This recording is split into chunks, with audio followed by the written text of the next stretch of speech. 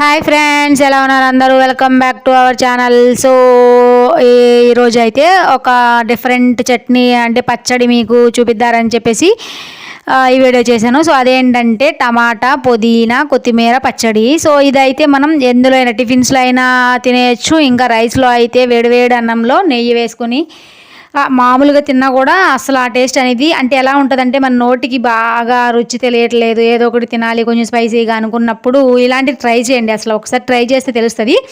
So మన ఇంట్లో మామూలుగా సంప్రదాయబద్ధమైన రోట్లు ఉంటాయి కదా, అందులో వేస్ట్ చేస్తే ఇంకా టేస్ట్ ఉంటుంది. సో మనకి ఏ అవైలబిలిటీ ఉంటే అది చేయండి. నేనైతే మిక్సీలోనే వేసేసాను. సో దీనికోసం ఏం చేశానంటే నేను ఒక దగ్గరగా ఒక 100 గ్రామ్స్ వరకు పచ్చిమిరపకాయలు తీసుకున్నాను. దానికి ఒక 400 గ్రామ్స్ వరకు టమాటాలు తీసేసుకున్నానండి. ముందు అయితే పచ్చిమిరపకాయలని ఆయిల్లో వేయించేసాను. తర్వాత అది పక్కన పెట్టేసుకుని టమాటాలు కట్ చేసేసి అది కూడా ఆయిల్లో కొంచెం ఉప్పు వేసేసి మగ్గనిచ్చాను. కొంచెం మగ్గిన తర్వాత ఒక పుదీనా కట్ట, ఒక కొత్తిమీర కట్ట కడిగేసి కట్ చేసుకున్నాం కదా, సో అది కూడా దీనిలో వేసేసాను.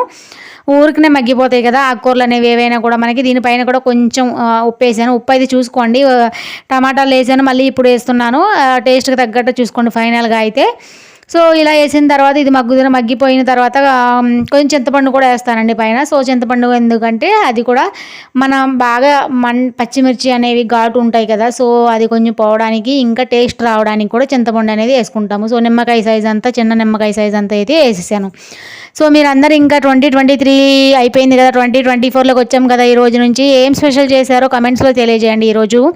సో మేమైతే స్పెషల్ ఏమి లేదండి, ఈ పచ్చడి చేసుకున్నాము, చిక్కుడుకాయ కర్రీ చేసుకున్నాము అంతే. చాలామంది అయితే ఇంకా న్యూ ఇయర్ సెలబ్రేషన్స్ అంటూ సంథింగ్ మూవీస్కి వెళ్ళడము, లేకపోతే పార్టీలకు వెళ్ళడము, లేదంటే ఏదైనా సంథింగ్ డిఫరెంట్గా ఈరోజు అందరికీ చాలా వరకు హాలిడేస్ ఉంటాయి కాబట్టి ఎంజాయ్ చేస్తారు. సో మేమైతే అట్లా ఎంజాయ్మెంట్ అట్లా ఏం లేదండి.